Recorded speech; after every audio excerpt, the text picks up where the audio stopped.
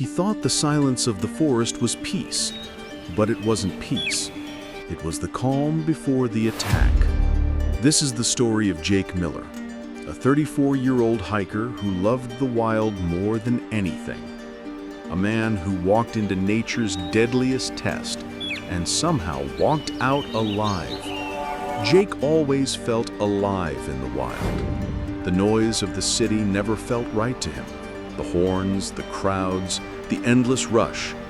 Out here, deep in Alaska's Denali wilderness, the air was clean, the sky stretched forever, and the silence felt pure. It was supposed to be a 7-day solo hike. Just him, the mountains, and the whisper of the wind. He packed light. A tent, food, a water purifier, his satellite tracker, and his father's old compass.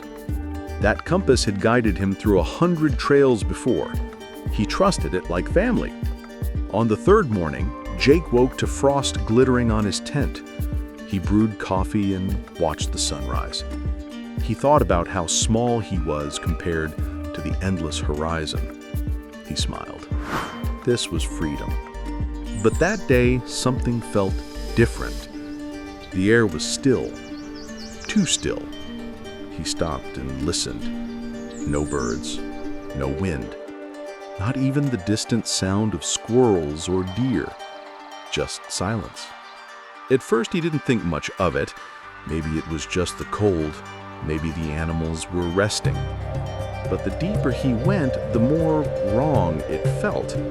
The silence had weight, like the forest itself was holding its breath. By midday, Jake reached a small stream cutting through the valley. He crouched to fill his water bottle, watching the ripples spread across the surface. Then he heard it. A deep growl rolled through the trees behind him. It was so low it almost didn't sound real.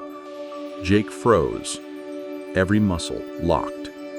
He turned slowly, his breath caught in his throat. And there it was, a massive grizzly bear standing about 30 feet away. Its fur was thick and golden brown. Its eyes were dark and locked on him.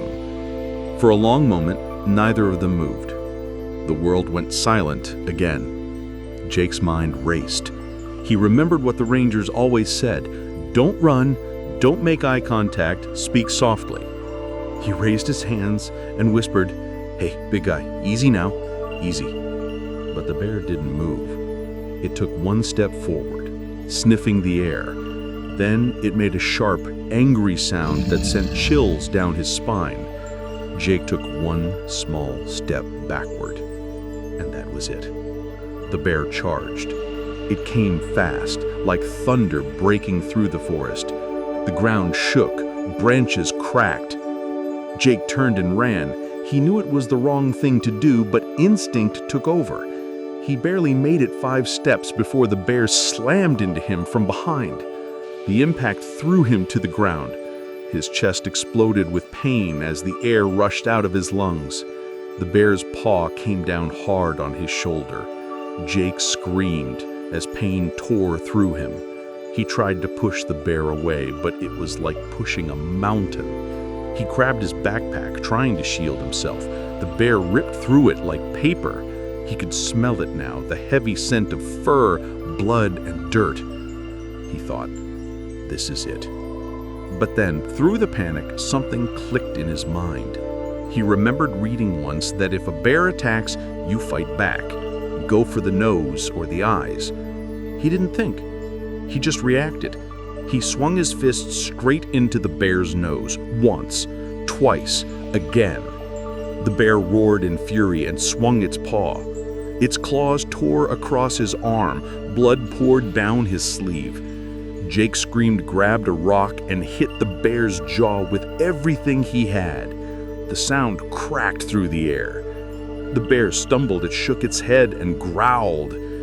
Then, after a long moment, it turned and disappeared into the trees. Jake stayed frozen for a second, waiting, listening, gasping for air. Then he collapsed. He was bleeding badly. His shoulder burned, his hand throbbed, but he was alive. He whispered softly, "Thank God." He knew he couldn't stay. If that bear came back, he'd never make it. He tore off part of his shirt and wrapped it around his wounds. The bleeding slowed. He pushed himself up and started walking. Each step was torture. His head spun, his vision blurred, but he had no choice. He followed the stream, hoping it would lead him somewhere safe. Hours passed. Darkness fell. The temperature dropped fast. He found a fallen log and crawled behind it. He used branches and leaves to make a rough shelter. It wasn't much, but it was something. He shivered through the night, barely staying awake. Every sound made him flinch. The cracking branches, the distant wind, the memory of that growl replaying in his mind. He whispered to himself, "Don't sleep. Stay awake. Stay alive." In the darkness, his thoughts drifted to Emily, his wife back home. She had begged him not to go alone. She said, "You always think you're invincible. Promise me you'll come back." He smiled weakly at the memory, then whispered, "I promised. I'm coming home." Those words kept him alive. When the sun rose, he pushed himself up again. His arm was stiff, his body ached, but he kept moving. He followed the river for miles. He drank melted snow and chewed bark to keep his mouth from drying. His legs shook with every step. His body screamed to stop, but his mind said, "Just one more step." Then another. Then another. On the second day, he started seeing things, faces in the trees, shadows that weren't there.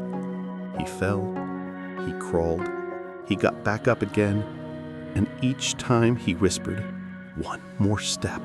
By the third day, he couldn't walk anymore. He collapsed near a ridge. Snow began to fall. He lay there looking up at the sky. It was quiet again, the same silence from before, but this time it didn't feel dangerous. It felt peaceful. He thought, maybe this is where it ends.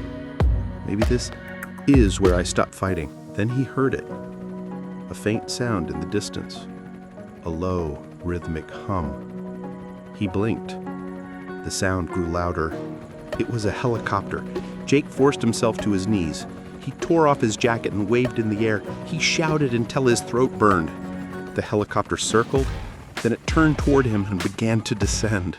When the rescue team found him, he was barely conscious, hypothermic, severely wounded, but still breathing. At the hospital, the doctors said it was a miracle. The bear's claws had missed his main artery by less than an inch. One more hit, and he would not have made it. When a reporter asked him, "How did you survive a bear attack with your bare hands?" Jake smiled weakly and said, "It wasn't strength, it wasn't luck.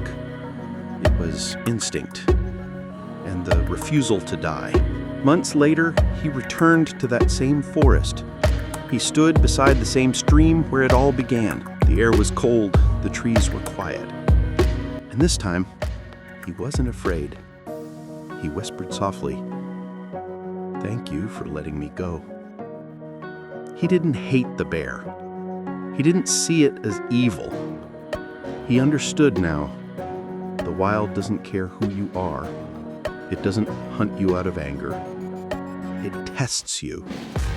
It reveals you. Jake Miller's story isn't about fighting a bear. It's about fighting despair. It's about facing death and choosing to live anyway. Because survival isn't always about strength. Sometimes it's about willpower, courage, and that tiny spark inside that whispers, "Not today." He thought the silence of the forest was peace. But it wasn't peace. It was the calm before the attack. And in that silence, he found the strength to live. Jake's story reminds us that no matter how dark it gets, there's always a way out if you refuse to quit. Survival isn't always about strength. It's about heart. It's about instinct. It's about the will to keep fighting when everything tells you to give up. If you felt the heartbeat of survival in this story, then you're one of us. A survivor, a fighter, someone who faces the edge of nowhere and keeps going. Make sure to hit that subscribe button and join me here on Edge of Nowhere, where every story pushes you closer to the limits of courage and the power of human endurance. Don't just watch, survive with us. Subscribe now and let's keep exploring what it really means to stay alive when the world turns against you.